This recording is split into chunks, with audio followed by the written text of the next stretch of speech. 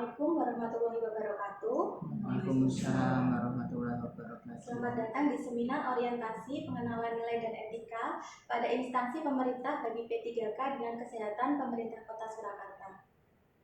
Yang terhormat Ibu Dr. Gigi Nurul Hidayati selaku Kepala Puskesmas Sangkrah, juga selaku mentor saya. Terima kasih Bu atas kedatangannya.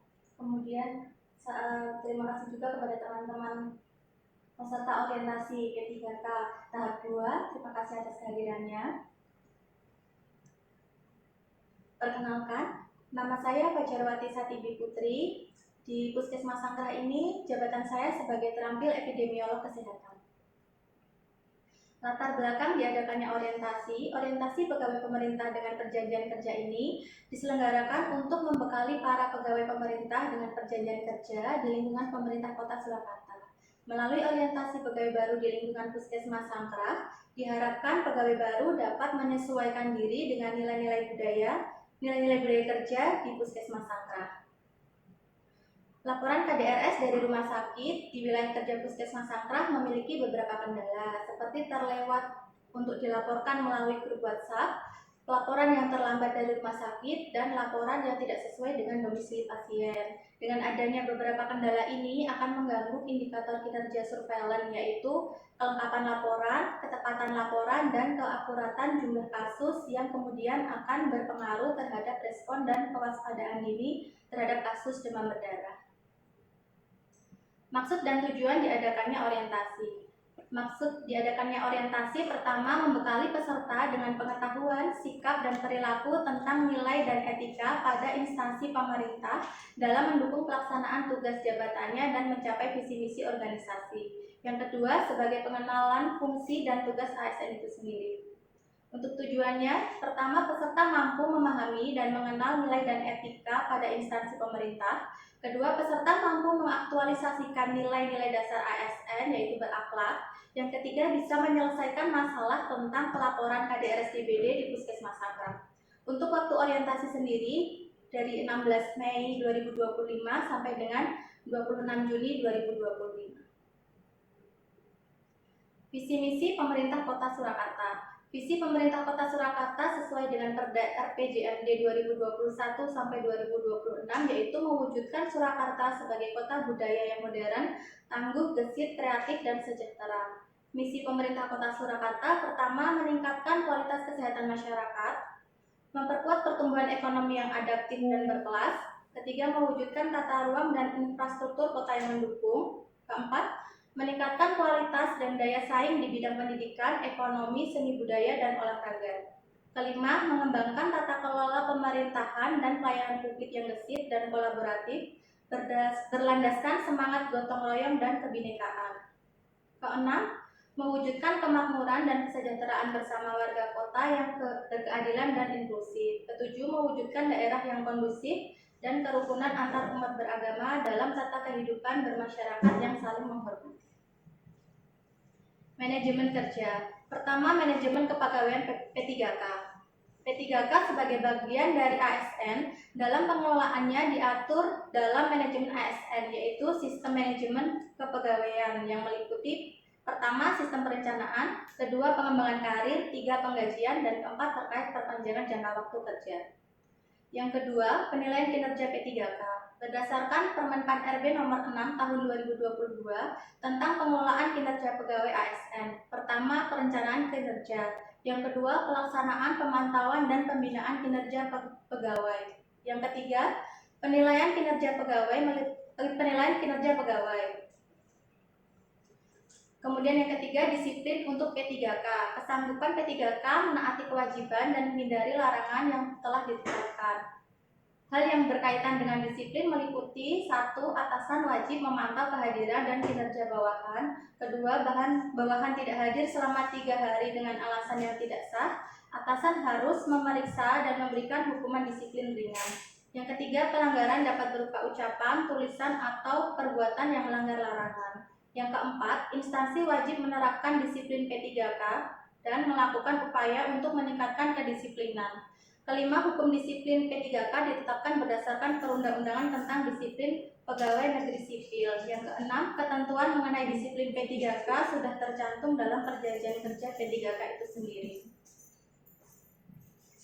Untuk selanjutnya, profil Dinas Kesehatan. Dinas Kesehatan merupakan unsur pelaksana urusan bidang kesehatan yang menjadi kewenangan daerah yang dipimpin oleh Kepala Dinas Kesehatan.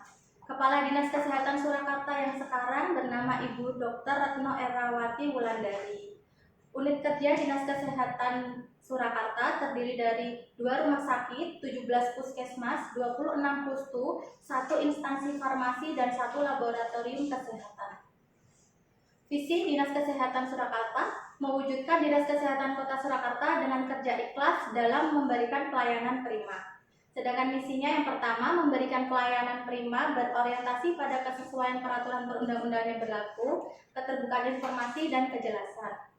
Kedua, meningkatkan kualitas sumber daya manusia aparatur secara periodik dan berkelanjutan. Yang ketiga, mengembangkan sarana dan prasarana serta memutakhirkan teknologi informasi. Berikut gambaran struktur organisasi Dinas Kesehatan berdasarkan Peraturan Wali Kota Surakarta Nomor 12 Tahun 2023. Di situ ada kepala dinas, kemudian sekretariat, kemudian ada sebagian dan subbagian, kemudian ada bidang, dan juga UPT, UOBK, dan UOBL. Untuk selanjutnya, profil dari Puskesmas Sangkrah. Puskesmas merupakan unit pelaksana teknis Dinas Kesehatan yang menyelenggarakan sebagian dari tugas teknis operasional Dinas Kesehatan dan merupakan ujung tombak pembangunan kesehatan di wilayah kerjanya. Puskesmas Sangkrah sendiri dibangun sesuai standar puskesmas non-rawat inap 1 lantai pada tahun 1984 yang kemudian mengalami renovasi menjadi 2 lantai pada tahun 2014, mengalami pembangunan gedung baru pada tahun 2023 dan beroperasi di gedung baru mulai tahun 2024. Puskesmas Sangkrah ditetapkan menjadi puskesmas rawat jalan yang berdasarkan Surat Keputusan Wali Kota Surakarta Nomor 440/43.8 Tahun 2018 tentang izin operasional Puskesmas Sangkrah. Luas wilayah kerja Puskesmas Sangkrah yaitu 3 km persegi, terdiri dari Kelurahan Sangkrah, Kelurahan Mojo, Kelurahan Semanggi, dan Kelurahan Teduh Lumbu. Untuk batas wilayahnya sebelah utara dengan Kelurahan Gadean, Kecamatan Jebres, sebelah timur dengan Kabupaten Sukoharjo, sebelah selatan dengan wilayah kerja Puskesmas Gajahan, dan sebelah barat dengan Kelurahan Kampung Baru, Kelurahan Kauman, Kelurahan Pasar Kliwon, dan Kelurahan Joyosura. Berikut struktur organisasi dan tata kelola Puskesmas Sangkrah. Sesuai dengan Permenkes Nomor 19 Tahun 2024 tentang integrasi layanan primer puskesmas. Di sini ada kepala puskesmas, kemudian ada klaster 1 yaitu manajemen, klaster 2 bayi balita, ibu hamil nifas, anak prasekolah dan remaja, klaster 3 usia dewasa dan juga lansia, klaster 4 kesehatan lingkungan dan juga surveillance, kemudian juga ada lintas klaster. Visi misi Puskesmas Sangkrah. Visi Puskesmas Sangkrah mewujudkan puskesmas sebagai pusat layanan kesehatan yang bermutu serta memberdayakan masyarakat untuk hidup bersih dan sehat. Kemudian untuk misi dari Puskesmas Sangkrah, pertama menyelenggarakan puskesmas sebagai pusat pelayanan yang bermutu. Kedua, meningkatkan kemandirian masyarakat untuk hidup sehat. Ketiga, meningkatkan peran serta masyarakat, jejaring, swasta, dan lintas sektoral dalam upaya kesehatan. Berikut adalah rencana kerja dan hasil kerja dari orientasi. Unit kerja Puskesmas Sangkrah untuk jabatannya terampil epidemiolog kesehatan. Identifikasi isu yang diambil pertama di Puskesmas Sangkrah, kasus DBD yang terlambat dan tidak lengkap dilaporkan. Kedua, kasus diare yang tidak teratur konsumsi zinc. Yang ketiga, penemuan kasus AFP yang masih rendah. Dan keempat, terdapat balita dan balita belum mendapatkan imunisasi lengkap. Kemudian isu yang diangkat dari identifikasi isu yaitu pelaporan DBD di wilayah binaan Puskesmas Sangkrah ditemukan beberapa kendala, seperti KDRS DBD yang terlewat tidak dilaporkan, kemudian pelaporan KDRS DBD yang terlambat dilaporkan, dan laporan KDRS DBD yang tidak sesuai dengan domisili pasien. Kemudian dari isu yang diangkat, gagasan yang diangkat adalah SIPK, yaitu Sistem Pelaporan KDR SDBD Masyarakat Puskesmas Sangkrah. Untuk rencana kerja dan hasil kerja dari SIPK ini yaitu pertama, kegiatan membuat sistem pelaporan KDR SDBD. Untuk tahap kegiatannya, pertama melakukan konsultasi dengan mentor, kedua melakukan konsultasi dengan pemegang program sistem informasi Puskesmas Sangkrah, dan ketiga melakukan konsultasi dengan pemegang program UKM dan UKP. Untuk hasil yang sudah tersusun yaitu tersusunnya sistem pelaporan KDR SDBD melalui isian link Google Form melalui https://bit.ly/sipk pusang pada tanggal 12 Juni 2025. Kemudian kegiatan yang kedua, membuat media edukasi kepada masyarakat. Yang pertama, tahapan kegiatannya melakukan konsultasi dengan mentor, kemudian membuat flyer sistem pelaporan KDR SDBD masyarakat. Untuk hasilnya sudah tersusun flyer SIPK sistem pelaporan KDR SDBD masyarakat pada tanggal 13 Juni 2025. Kemudian untuk kegiatan yang ketiga, melakukan sosialisasi kepada kader dan masyarakat. Untuk tahapan kegiatannya melakukan konsultasi dengan mentor. Yang kedua, melakukan sosialisasi kepada kader dan masyarakat tentang SIPK. Untuk hasilnya sudah dilakukan sosialisasi pada siaran keliling DBD dan Posyandu pada tanggal 14 Juni dan pertemuan masyarakat pada tanggal 23 Juni. Kemudian yang keempat, kegiatannya melakukan monitoring link pelaporan KDR SDBD. Untuk tahap kegiatannya membuat rekapan dalam bentuk Excel hasil laporan KDR SDBD. Untuk hasilnya mengetahui rekap hasil pelaporan setiap minggunya.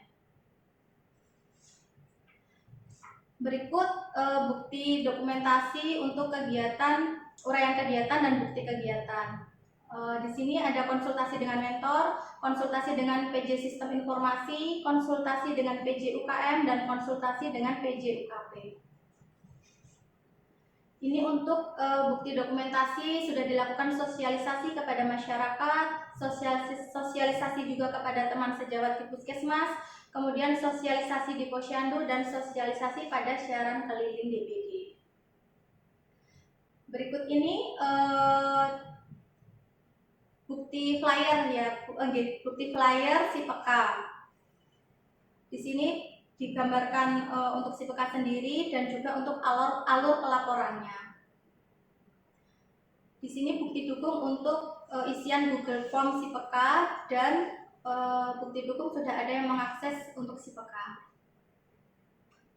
Di sini bukti dukung untuk sosialisasi kepada kader untuk dikirimkan ke grup WA kader di kelurahan masing-masing. Kemudian ini bukti dukung untuk data yang sudah mengakses SIPK ada 3 orang, 2 dari Kelurahan Mojo dan 1 dari Kelurahan Sangkrah. Untuk rencana kerja dan hasil kerja itu untuk bulan Juli 2025. Tahunnya untuk kegiatan Juli 2025, kegiatannya yang pertama melakukan monitoring setiap hari pelaporan pada Google Form. Untuk hasil yang diharapkan adanya pelaporan KDR SDBD dari masyarakat. Kemudian kegiatan kedua melakukan penyelidikan epidemiologi dan kunjungan rumah apabila ditemukan laporan kasus. Hasil yang diharapkan terlaksananya penyelidikan epidemiologi dan kunjungan rumah. Kegiatan yang ketiga, mencetak alur pelaporan untuk ditempel di kelurahan atau posyandu sebagai media informasi. Kemudian hasil yang diharapkan, terdapat media informasi alur pelaporan di posyandu dan juga kelurahan. Kegiatan selanjutnya melakukan pemetaan kasus demam denggi, demam berdarah denggi, dan DSS setiap kelurahan di wilayah binaan Puskesmas Sangkrah. Untuk hasilnya, hasil evaluasi disampaikan dalam rapat mutu atau PPI. Untuk kesimpulan dari orientasi ini, sistem pelaporan KDR SDBD masyarakat adalah rangkaian kegiatan yang terorganisir untuk melakukan deteksi dini penyebaran DBD dan untuk mencegah terjadinya KLB. Berdasarkan hasil orientasi dapat disimpulkan bahwa pertama, meningkatkan ketepatan pelaporan KDRS dari masyarakat, kedua, meningkatkan keakuratan data termasuk domisili pasien sehingga mudah untuk dilakukan penyelidikan epidemiologi dan kunjungan rumah. Kemudian yang ketiga, meningkatkan kewaspadaan dan respon terhadap kasus DBD di wilayah. Untuk sarannya bagi Dinas Kesehatan, kepada pihak Dinas Kesehatan Kota Surakarta diharapkan untuk dapat mengkoordinasikan ulang rumah sakit dikarenakan masih terdapat pelaporan KDRS DBD rumah sakit yang terlewat sehingga dapat mempengaruhi respon dan deteksi dini DBD di wilayah. Kemudian saran bagi Puskesmas Sangkrah yang pertama, untuk petugas pelayanan dapat menanyakan apakah pasien kontrol pasca rawat inap memiliki KDRS yang diberikan dari rumah sakit. Kemudian kedua, sebaiknya lebih banyak dilakukan penyuluhan DBD dan PSN melalui posyandu atau pertemuan kader. Ya, sekian, terima kasih presentasi dari saya. Monggo silakan Ibu Dr. Gigi Nur Hidayati selaku mentor atau teman-teman semua apabila ada yang ingin disampaikan atau masukan untuk paparan saya tadi. Ya, terima kasih Mbak Fajarwati Sartibu atas paparannya hasil orientasi. Ya,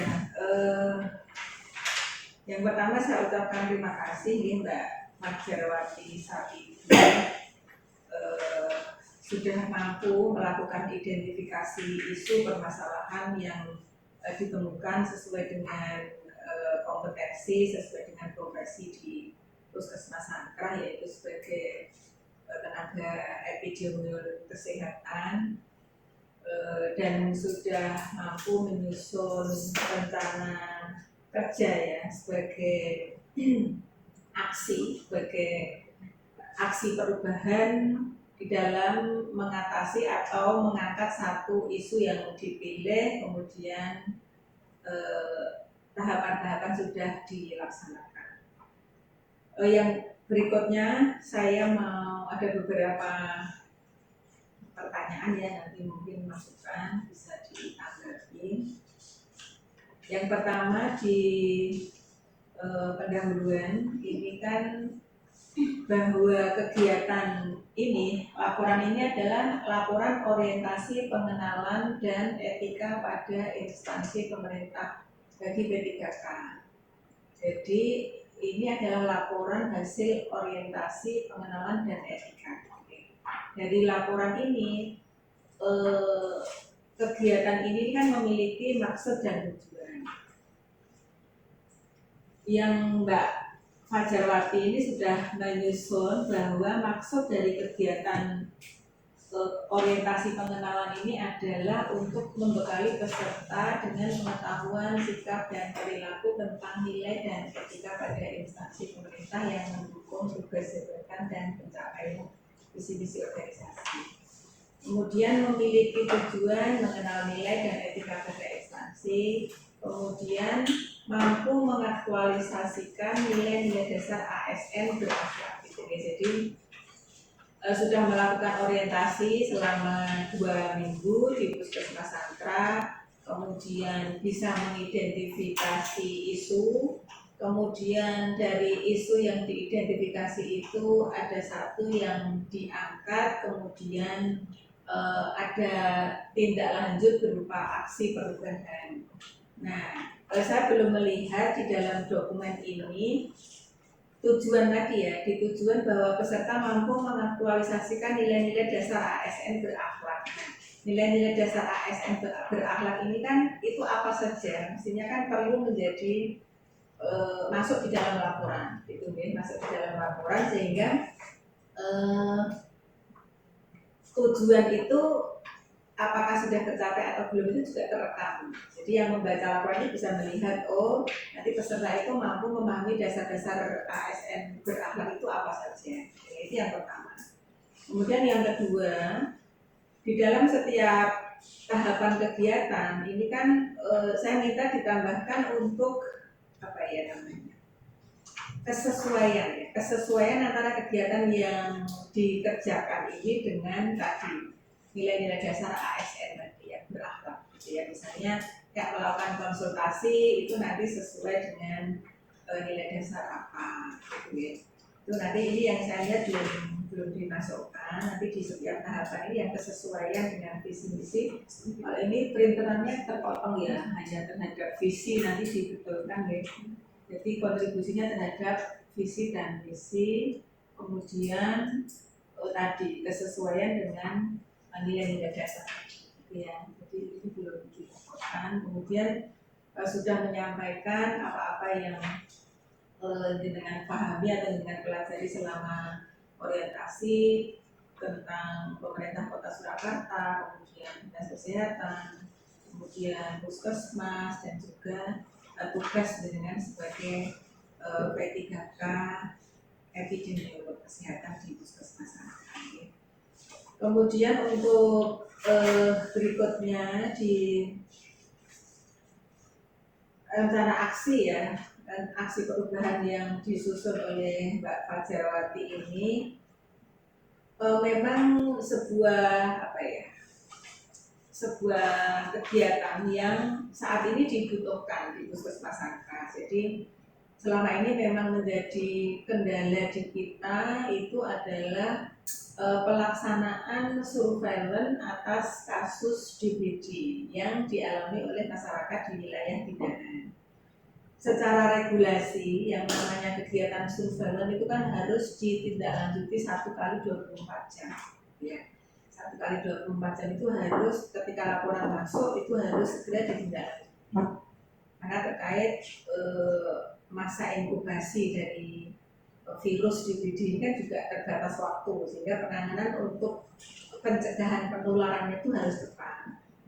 Sehingga kalau selama ini laporannya itu adalah dari rumah sakit kemudian ke dinkes baru nanti ke rumah sakit, itu rantainya terlalu panjang ya, rantainya terlalu panjang sehingga kita mau membuat inovasi bahwa masyarakat ini bisa langsung melaporkan kepada puskesmas, sehingga tadi harapannya yang penanganan surveillance itu 1 kali 24 jam bisa optimal kita penuhi gitu ya ketentuan itu. Kemudian kegiatan-kegiatan sudah disusun, sudah dilaksanakan, tetapi karena laporan kasus ini kan nanti melalui WA ya, melalui WA. Ada nomor telepon yang harus diakses gitu ya. Nah, nomor telepon yang harus diakses ini kan bukan sebuah media informasi yang bisa kita bisa kita akses setiap saat gitu ya, bisa kita akses setiap saat. Pokoknya kalau kita Google misalnya mau cari DBD itu apa, itu langsung sudah bermunculan. Tapi kalau nomor telepon untuk melaporkan KDRS kasus DBD ke Puskesmas Sangkrah itu kan nggak mudah dicari gitu ya, nggak mudah dicari. Kemudian secara penggunaan terhadap akses terhadap WA tersebut kan juga tidak kita tidak bisa kita pastikan bahwa akan sering diakses gitu ya, tidak akan sering diakses karena kan kasus DBD ya belum tentu nanti 1 bulan itu bisa sekali 2 kali, kecuali kalau sedang tinggi gitu ya. Kalau sedang tinggi, kemudian juga yang akan melaporkan itu adalah semua rakyat, semua masyarakat yang ada di wilayah binaan Puskesmas Sangkrah, sehingga sosialisasi terhadap nomor telepon yang diakses oleh masyarakat itu harus masif, itu ya harus masif. Nanti ditambahkan di media sosial ya, medsos puskesmas itu dimasukkan. Kemudian termasuk tadi alur pelaporannya seperti apa itu diupload di media sosial puskesmas. Kemudian tadi sudah melalui WA group. Nah, WA group ini juga nanti kalau perlu WA group itu kasih deskripsi itu bisa nggak sih? Ini bisa ngasih deskripsi ya di WA group dengan kader itu, sehingga kader itu kalau mau nanti diinfo bahwa nomor telepon kalau ada KDRS ke nomor ini itu sudah, kalau ada deskripsi WA group kan mudah diakses. Itu menjadi salah satu cara agar nomor telepon tadi mudah diakses. Kemudian pemahaman tentang KDRS ya. Pemahaman tentang KDRS ini kan sesuatu yang mungkin saat ini itu belum familiar. Jadi masyarakat KDRS ya apa tahu maksudnya mereka itu ya biasanya pulang rumah sakit dapat berkas surat ya banyak, pokoknya itu surat dari rumah sakit itu nggak paham bahwa KDRS ini penting untuk disampaikan ke puskesmas tadi dilaporkan dalam WA tadi. Nah ini perlu dimasifkan juga pemahaman tentang apa itu KDRS. Jadi di setiap edukasi, di setiap penyuluhan, di setiap bertemu masyarakat nanti kita harus memasifkan informasi apa sih KDRS itu. Betapa pentingnya dokumen berupa KDRS ini karena tindak lanjut puskesmas itu nggak akan secara legal bisa melakukan tindak lanjut surveillance kalau tidak ada KDRS ini sebagai dasar dokumen yang sah kita melakukan tindak lanjut ke wilayah. Jadi ini kalau saat ini itu masyarakat itu sampai apa ya hampir di seluruh lapisan itu tahu nek ono DBJK fogging gitu kan. Nah, pahamnya itu kan saking masifnya bahwa informasi DBJK ya mengantisipasinya dengan fogging itu sudah sangat masif diketahui lah. Nanti harapannya KDRS ini dan nomor WA tadi itu sampai semasif itu informasi itu diketahui oleh semua gitu. Sehingga nomor WA ini kan tidak selalu diakses karena kasusnya kan tergantung kalau ada kasus.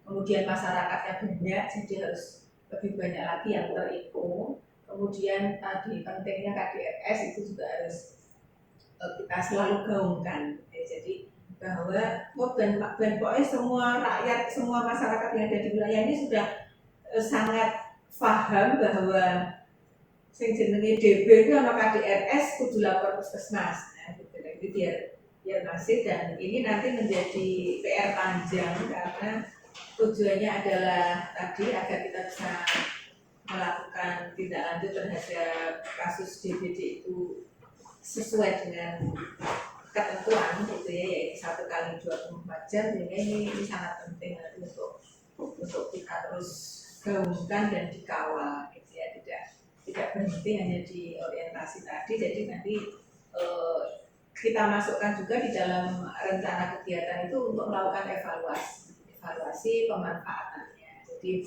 kalau masih ada masyarakat kok yang melapornya terlambat, nah itu juga nanti menjadi evaluasi. Kita harus menyusun apa lagi sih yang harus dilakukan gitu, untuk mengatasi kalau nanti di dalam monitoring dalam jangka waktu tertentu terhadap si peka ini kok masih ada yang lolos tidak lapor.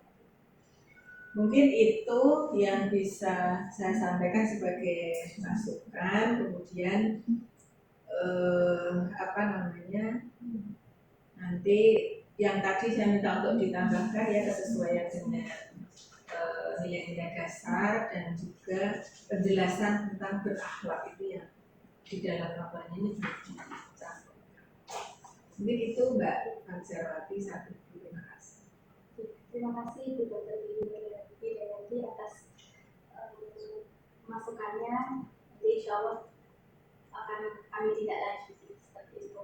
Terima kasih. Assalamualaikum warahmatullahi wabarakatuh. Waalaikumsalam.